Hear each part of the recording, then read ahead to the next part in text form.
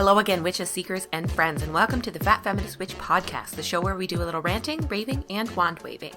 I'm your host, Paige, and together we're going to explore magic and spirituality, social justice, the psychic realm, the natural world, and most importantly, some killer tunes.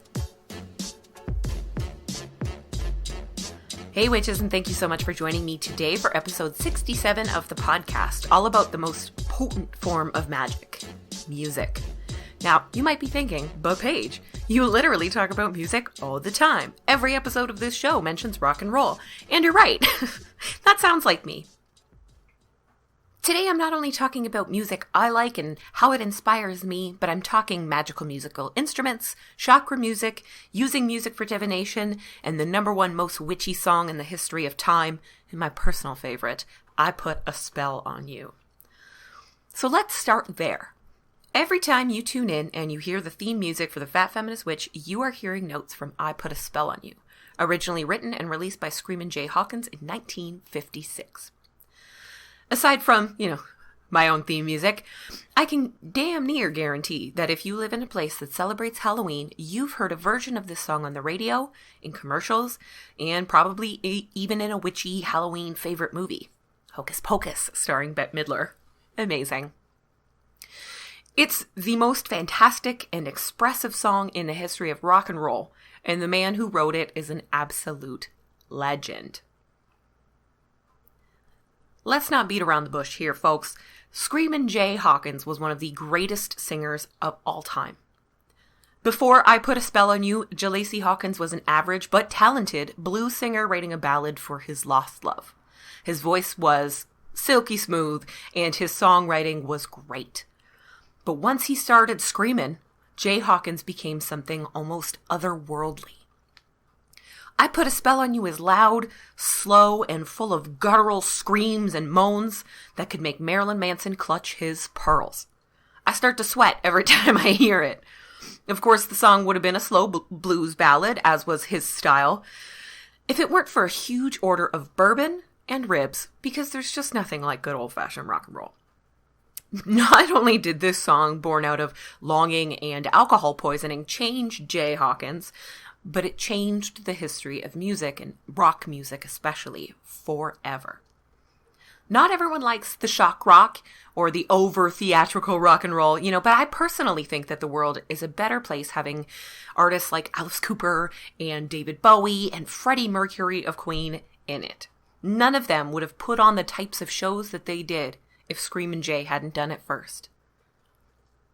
To capitalize on the kind of visceral energy of I Put a Spell on You, Screamin' Jay started rising out of a flaming coffin on stage, brandishing bones and skulls, and working old school voodoo all over the stage. He definitely scared white people, and this was totally on purpose. Jay donned these hilarious, stereotypical and kind of cliched witch doctor and voodoo and cannibal type costumes. He jumped and acted like a cannibal or a witch doctor and, used that to milk white people for all they worth because they love a good show, I guess. My favorite album of his actually came out in the 90s. It was kind of a compilation, but it was called Black Music for White People. And every time I think of it, I just die laughing because it's so fantastic. Of course, the white audience were perfectly happy to laugh at his antics on stage or on late night TV. But oddly enough, not oddly, we all know why, his version of the song just didn't receive the awards and the accolades that it really deserved. And actually, the first time this song received an award, it was for a cover by a white artist, of course. Now, when we look back, his performances read as this strong, creative, artistic black man kind of thumbing his nose at white people who wanted to enjoy or even straight up appropriate black culture and music. Elvis. Without confronting its own disturbing role and internal biases in that whole cultural phenomenon. So Jay's version of I Put a Spell on You was the first, but it certainly was not the last. The song has been covered about 100 times since its release, and new versions are still coming out all the time. The Chilling Adventures of Sabrina on Netflix has used 3 different versions throughout the run of the show, and they're all new, and they're all fantastic, because every single version of this song has got to be the best song on the planet. That's just my opinion. Now, every single version of the song is different.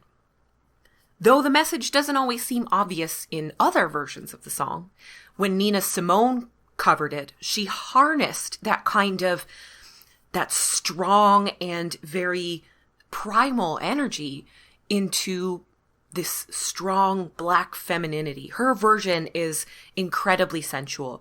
It's daring, and it became so much a part of Nina's identity that it was the title used for her own autobiography. And when I hear Nina Simone, even other songs besides I Put a Spell on You, I often hear this very spooky, magical, feminine sensuality in the background, just because I'm so familiar with her version of the song. So although the theatrics of Hawkins have never been attempted in the 100 version of the songs, like there's no other version that has the same screaming and moaning and the same outrageous, overwhelming energy of Screamin' Jay's version. Every single version sounds different. And what's great is that they're all very bewitching in their own different ways. The song is just magic that way. The song is so simple and so organic and human that it applies to anyone and can help anyone express their sexuality, longing, vulnerability, creativity, control, or power. When some female singers sing the song, the sensuality and the sexuality of the song says, "You're mine," while many male singers are often really saying, "I'm yours." The song can be flamboyant and erratic, or sultry and smooth. It can even be cheesy and family-friendly, or overtly sexual and even kind of alarming. The song's it's fantastic. It's my favorite. And that's why I chose the music I did for this show, because it speaks to all of us when we hear it. The song is full of longing, of sexuality, of desperation, power, vulnerability, energy, and magic, of course. It's heartbreaking and life-affirming. It's energetic and a little bit exhausting. And every time you hear it, you fall further and further under its spell. And it's so good that you never want to be set free.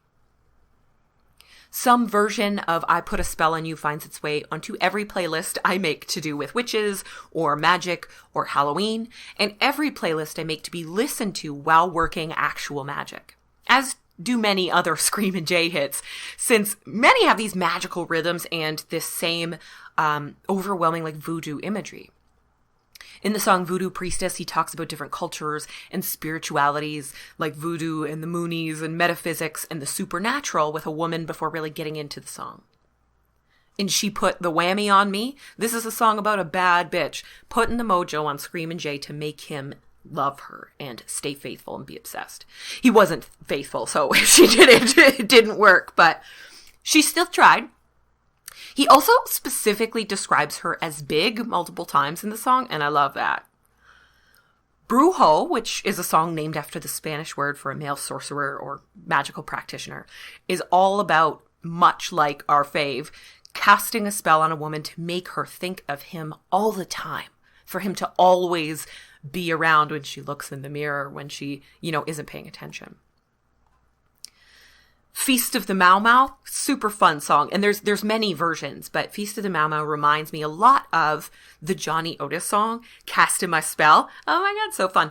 And the reason it reminds me so much is that it lists a bunch of really wild ingredients for a magic spell. And it's just very fun to sing along to. But you can't help loving it. You can't help really getting into it. His music is captivating and enthralling. You can't ignore it. You get lost. You can't help but all of a sudden, find yourself in this, magically spooky swamp or the home of a brujo or a priestess about to make some magic. He also covered a few Tom Waits songs, and legit, they were so good. I would sell my soul to bring Jay back from the dead just to have him and Tom Waits make a single album together. They have such good complementary vibes going on. Now, if you want to check out some of his more magical tracks, I've actually got a playlist called Screamin' Jay's Voodoo that I'll link to in the description that's on Spotify. I didn't actually aim for this specifically, but it's got 13 songs that all have a connection to magic and mystery and mojo. And once you listen to it, you'll understand exactly what I'm talking about, the overall strong magical vibe that Screamin' Jay had in all of his tracks. Wild, screamin' rock and roll or blues or jazz may not be your style when you're getting down to witchcraft. That's okay. I won't take it personally. Just like how all of our practices are different, the energy that we raise and call on is very different in our spiritual moments. Now, when people think religious or spiritual music, they might think of gospel or even, Stevie Nicks if you're really cheesy like I am. Or instrumental tracks featuring instruments like drums, flutes, bells, and singing bowls. In Wiccan practice, the bell is a standard part of the witch's altar. It's used to open and close a magical circle or create sacred space. It can call in deities or spirits and be used to infuse energy into an object to create like a talisman. It also functions as a symbol of lunar magic and, quote-unquote, the goddess. My own altar bell features a triple moon carved into the body and a crescent moon at the end of the handle. It's got a loud and kind of like crystal clear tone that seems to wipe my mind clean. Despite not being a Wiccan and loving to use like playlists of regular music while meditating or making magic, I often use my bell to help me focus and to clear energy in the room, and I have used it to infuse objects with magical energy. Now, I'm going to ring my bell, and I'm going to try to make sure that it is not too loud. If you are wearing headphones, just a heads up.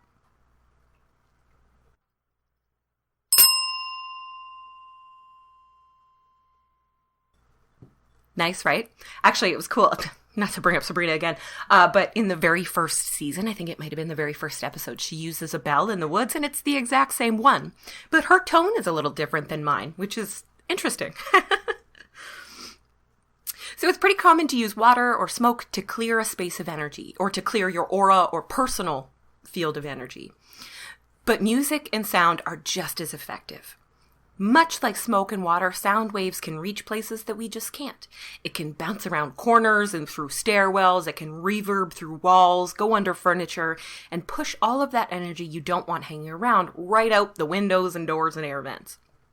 It's natural. It's beautiful. We all love it. And unless you're working with bird calls, which would also be awesome, it is a decidedly human type of energy.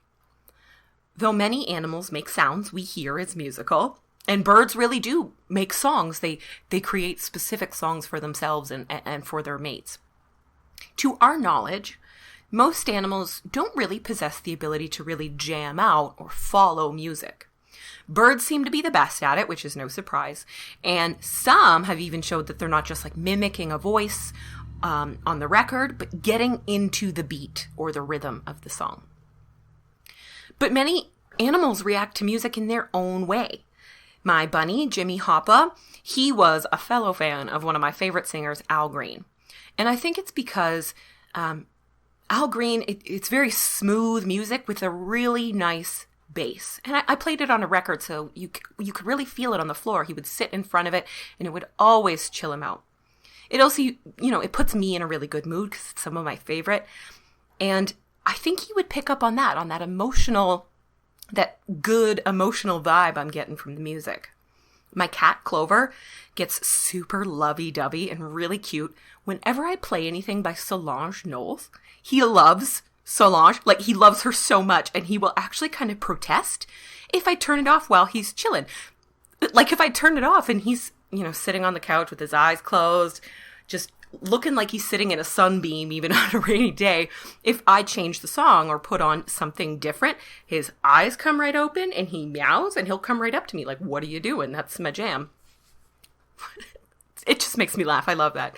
And a pet rat that I had in high school, I love pets, loved coming with me to guitar lessons. She would sit on my shoulder or even on the body of the guitar and just really enjoy the vibrations of the music. And that was just so cool. It's interesting to see how animals react to music and to sound, even though we don't see them as being able to hear or feel music in the same way we do. there's another aspect of music and of sound that affects us, and that's, the vibes. Vibrations are something that we can physically feel in so many different parts of our bodies. Some vibrations feel so great, while others make us feel afraid or unstable or just irritated. Vibration is what makes sound enter our brains in the first place. The sound waves cause a vibration in our eardrums, which carry the sound to our inner ear, and our inner ear actually translates these air-based vibrations into like water or liquid-based vibrations, which we can then, translate in our brains. How interesting is that? And it's even much more complicated. I'm not an ear specialist, but the way we take in sound through our ears and our eardrums is actually like a very complicated and interesting process. Now, in metaphysical terms, vibrations can be felt in places like our aura and our chakras. Each chakra resonates with a different note on the musical scale from C down at the root to B up at our crown. Now, I say resonate a lot, and let's explain that a little bit. So resonance describes when two objects that are tuned to the same frequency react to the vibration of the other. So, for example, if you and a friend are each holding an acoustic guitar that is tuned the same and you're sitting in the same room, one of you plays, a nice big C note. Wow. Now, that same string on the other guitar will start to vibrate. You may even hear the note coming from your guitar as well. And it's because they're tuned to the same frequency, and so they're reacting to that same vibration. It's also why the heartbeats of people in crowds or auditoriums can all sync together. Isn't that really cool? So the frequency of the C note has the same frequency as our root chakra. And when that note is played around you, you hear it, your chakra responds. In this way, you can tune your chakras to the correct frequency by playing these notes, and this will balance them or have them working in harmony. Pun intended. Now, you can get really meta with it and bypass the musical note and go straight to interacting with the frequencies using a type of sound I guess it's music. It's called binaural beats. But I guess I'm a little too old school and I can't really get into it. I'm not big into electronic music. I respect it, but it's not my vibe. I really like kind of the whole musical experience. I like being able to hear multiple instruments, and I very much like vocals. So you can get tools like a pitch pipe, which is how we used to tune our voices in vocal classes, or tuning forks. Tuning forks are so neat, and they're very, very popular right now. So each tuning fork, you need a fork for each note. It resonates with a certain frequency, and therefore the note. And you get this really beautiful reverb because tuning forks are made from steel. Sound healing and chakra balancing with tuning forks can be found in person through a lot of spiritual healers, maybe even Reiki practitioners, or you can even find videos and meditations on YouTube or your meditation apps that utilize that sound and vibration from the tuning fork to align and tune individual chakras. Like I said, I prefer to work with actual musical notes, but listening to, the musical scale isn't exactly riveting stuff. So I like to put together songs that are written and played in that particular key. So for the root, I like to listen to songs in the key of C, like Hallelujah by Jeff Buckley. Even emotionally, that song really hits all the right notes for my root chakra. It's sad, but it's beautiful, it's deep, it's personal, it's a little bit primal, and it's kind of overwhelmingly sexual, more so than the original by Leonard Cohen. Jeff Buckley kind of cut out some of the middle parts and really brought together the parts that were kind of overtly sexual. And that is a very good root chakra vibe. I've got a playlist for you. Yeah, I made 2 playlists for this episode. So I made up a playlist that plays 3 songs in the correct key for each chakra, going from root to crown, called Chakra Keys. And again, I'll link it in the description. Now, I don't want to tell you every single song on it because I'm afraid you'll bail entirely because I had a little bit of fun with it. But I'm going to give you a little taste of the playlist. So we have Hallelujah for the root. We have Royals by Lorde for the sacral chakra. Yellow Ledbetter by Pearl Jam for the solar plexus, because I am a ham. Oh, that reminds me. So the sacral chakra, Royals by Lord, this is in the key of D. Yellow Ledbetter is in the key of E. Smooth Operator by Sade is our song for the heart, and this is in the key of F. Dirty Old Town by the Pogues is for the throat. It's the key of G. And that song, it's very throaty. I don't know if you'll like it, but you'll see why I chose it when you listen. Wagon Wheel by Old Crow Medicine Show is our song for the third eye, and that is in the key of A. And The Crown is in the key of B. And straight up, I'm going to tell you right now, songs in B major are weird as hell. So in addition to a Backstreet Boys song that I know you will not be able to resist singing along with, we have Rasputin by Boney M for the crown chakra. How fun is that, right? Oh, that's wild. You're going to really love it.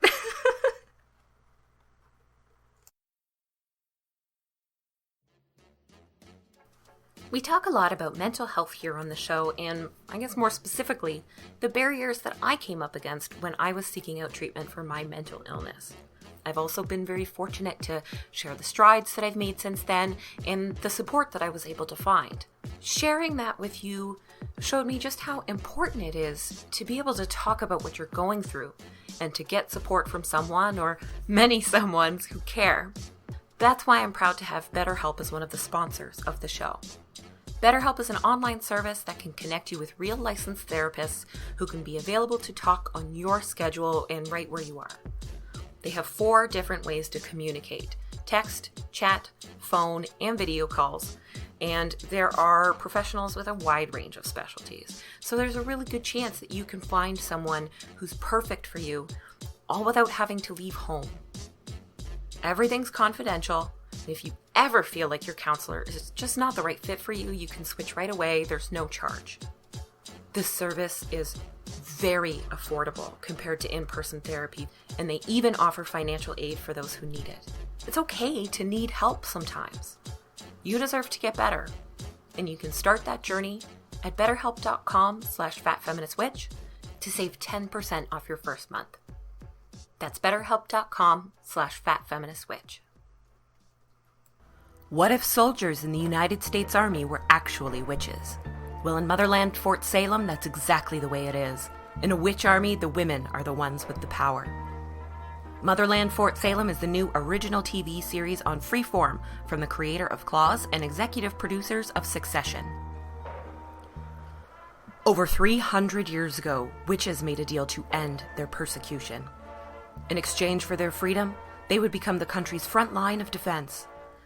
Motherland, Fort Salem takes place in modern-day America.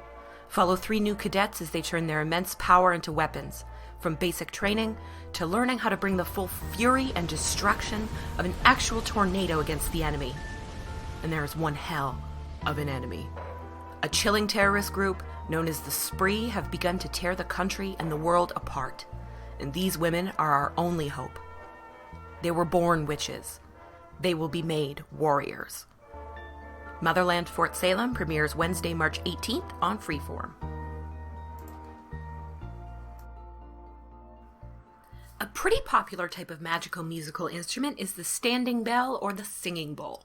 Now, you've no doubt heard these referred to as Tibetan singing bowls. But I have recently learned through an article by an actual Tibetan person that, this is not truth. It's just not true. They are not Tibetan. And I feel so silly. I never questioned the validity of the Tibetan origins of the singing bowls myself. I feel a little bit weird about it because of course they're not Tibetan. One of the most popular ways to use these bowls is by getting ones for each of the notes for each of your chakras, right? So you can get 7 bowls, each in the note for each chakra. And chakras aren't Tibetan. The particular musical scale I'm using isn't Tibetan. And the bowls themselves are not Tibetan. They're Indian or Nepalese. And the design, those weren't bells. Those were food bowls. It sounds so stupid now. This really is just another example of white New Age spirituality fetishizing and cannibalizing what they like from Eastern practices. Though saying Eastern practices is also a little misleading, because most of these practices that white people are calling Eastern are actually Western and created by white North Americans. It's gross. It's gross.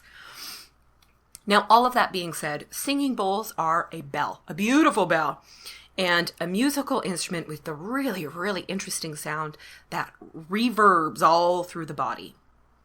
There are two ways of playing these bowls. The first is to strike it like a bell and get a singular clear tone. It's beautiful. It's really beautiful. Now, the second way is to roll the hammer along the outside of the bell, which kind of coaxes that tone out of the bowl very, very slowly. Every single time I've been in a room where someone is playing the bowl in that second way, I feel it before I hear it. In that way, that the reverberations are really the star of the show, and I can see and feel how sounds can affect us physically. It's so interesting because the musical notes react, you feel them in your body in different parts. So the bowls that are associated with the lower chakras, the C note bowls for the root, I really felt that low in my spine and, a little bit in the genitals. And then some of the higher notes, the B's and the A's, I really felt those when people were playing them in my head, the back of my neck, all of those places associated with our higher chakras. How interesting is that, right? Music is so neat. So singing bowls are not Tibetan, but they are still really beautiful bells with tones and notes that can lend some really, really cool energy to your magic. If you go into a shop and ask for them, though, the salespeople will refer to them as Tibetan and may have some weird, totally fake, made-up historical tale about Tibetan singing bowls. Just pay your money and bounce, or give them a heads up, honestly. Hopefully this myth will begin to fade away now that actual people from Tibet are setting the record straight, and we can just enjoy singing bowls as the bells that they are, the beautiful musical instruments. Now, if you want to learn a little bit more about that, I will definitely put the link in the article, to the article from The Star in the description here for the podcast, so you can familiarize yourself with this white nonsense. Actually, that article that I read was kind of the inspiration behind this entire episode. I read it and I got to thinking about it, and got to thinking about how we don't really ask questions. We see this what white people would consider Asian artwork or characters on a bowl, and we're like, yep, that's Tibetan, totally cool. And I wasn't totally shocked to find out the bells are not Tibetan, but at the same time, I was like, how come I never questioned this before? How did this become so pervasive? How do none of us kind of realize it? It really got me thinking about music and its place in spirituality, in my own practice, and in kind of the wider New Age and magical community. So I highly recommend reading it. It's very good and it's pretty funny. They're a very good writer, whoever wrote this. I can't pronounce their name, so I'm not going to. It is on the article, but they're funny. They're a great writer. I hope they write more things. A really fun way to work magic with music is through shufflemancy or music divination. Now, shufflemancy is kind of a fun and kitschy term for using a shuffle or randomization type feature to answer questions and give yourself readings, just like tarot cards. This can be done with an old radio with a knob or dial, which is very fun and retro, and you can't know what's going to be playing on the radio ever. You have no idea. Especially if you don't recognize the station, you might have no idea what's playing. So that's pretty interesting. Or a program like Spotify or iTunes or whatever it is that you use, where you've got large playlists or access to a very large catalog of music. At its core, the practice is very super simple. You get yourself a notepad and a pen, or whatever, the Notes app on your phone, and your musical source, and you sit in a quiet room. You don't want other sounds, especially, distracting you. Much like when you're getting ready for a tarot reading or any sort of divination activity, you want to make sure that you are in the zone, that you are quiet, that you're not going to be distracted, and that you can really tune in to whatever tool you're using. So you get into your frame of mind, you ask your question, and you beseech the muses for guidance and hit shuffle. Play the first thing that comes up. Now you can actually read what comes on any way you like. Maybe the song itself means something to you. It played during a certain event, or it always makes you feel a certain way. Maybe it makes pictures form in your head. Are you writing that music video as you listen to the song?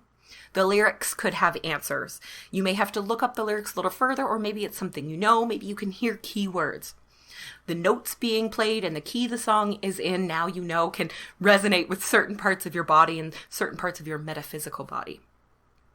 You could get a message that is very easy to decipher. It could be a song that you've heard it a million times, every single word, every single note, and just like that, you're like, oh, I know what this means. You could also get something that requires some research. It might be a song you've never, ever heard. That's always very interesting because you're going to get this message in a way that's totally new, right?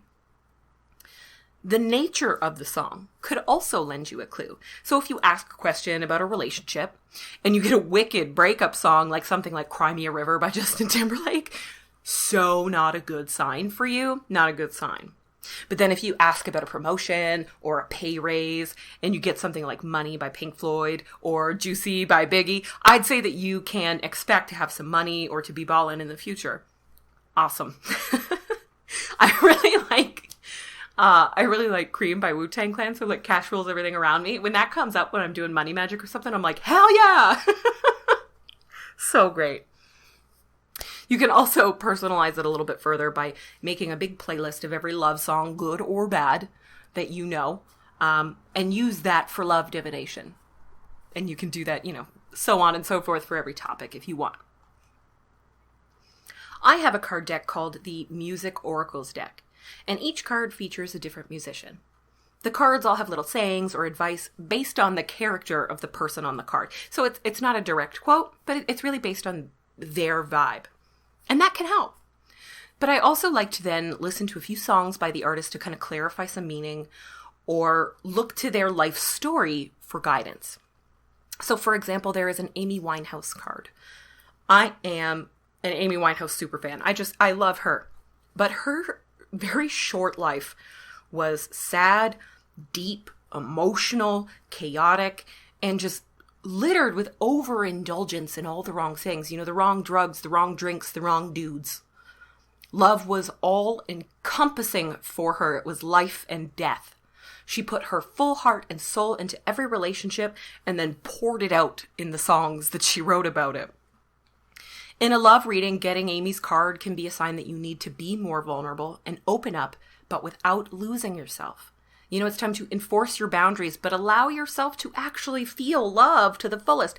That very scary and intense feeling is part of the kind of whole love experience, right? Interesting. It can also be a bad sign, you know what I mean? Like, yikes. Some of her relationships were not so great. So if you get it in a spot where it's like, what is the future of our relationship? And you get Amy Winehouse, maybe that's not so cool. It's really up to you to decipher the cards.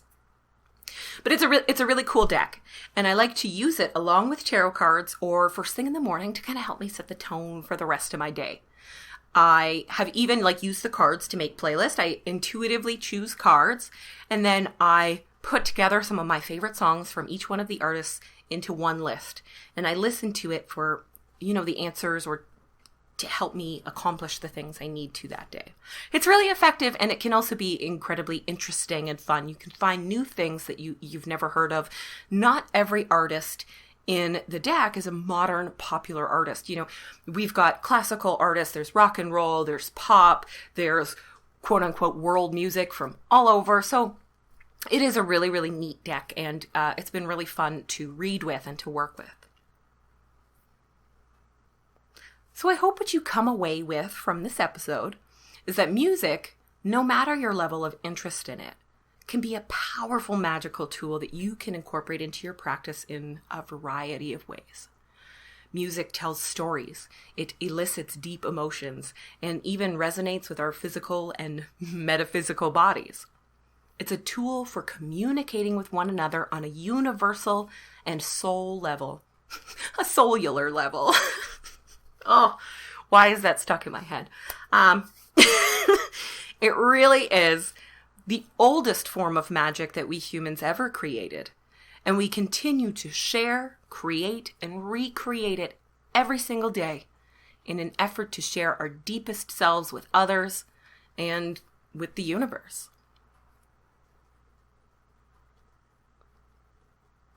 Thank you so much for joining me today, witches, and listening to me ramble on about my BFF rock and roll.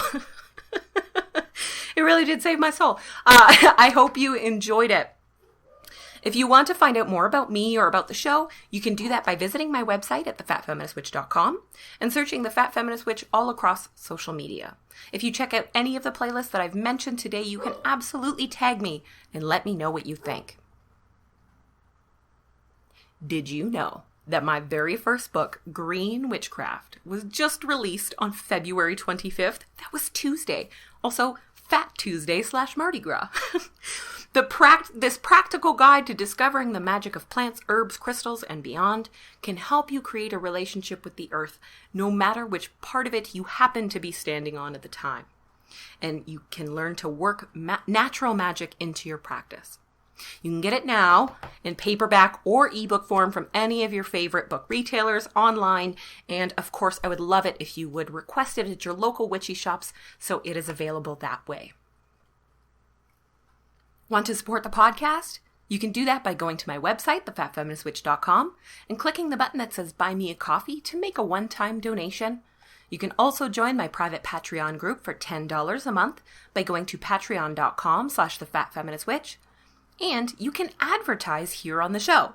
So you can check out prices and plans at advertisecast.com/thefatfeministwitch. Have a fantastic weekend, everybody. Saturday is the leap day. It's February 29th, and this day only shows up on our calendars but once every 4 years.